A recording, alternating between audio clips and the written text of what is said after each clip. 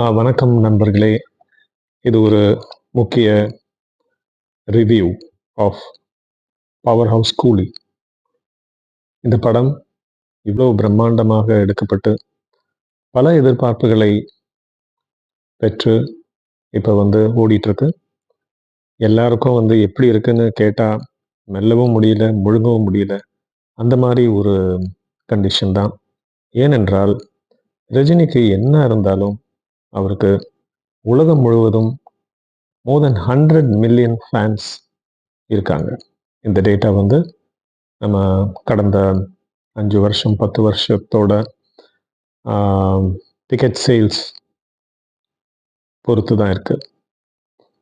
இப்போ நம்ம பார்க்கக்கூடியது இப்படியாப்பட்ட ஒரு ரஜினிகாந்த் அவர்கள் ஆன்மீகமும் அஹிம்சையும் போதிக்கிற நிஜ வாழ்வில் பிரதிபலிக்கிற ஒரு உத்தமமான சித்தர்.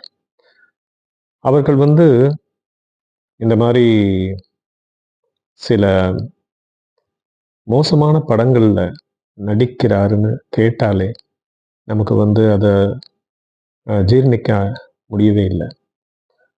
எல்லாருக்கும் இது மனசுல இருக்கு. ஆனா அவரோட ஃபேன்ஸா நம்ம என்ன பண்ண முடியும்?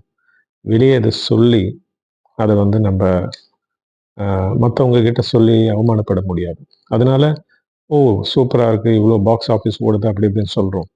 ஆனா உண்மையிலே கடந்த கால படங்கள் எந்த படங்கள்லாம் அவரை மிகவும் பிரபலமாக்கினதோ அந்த படத்தோட நம்ம கம்பேர் பண்ணும்போது இப்போ உள்ள படங்கள்லாம் படமே இல்லை.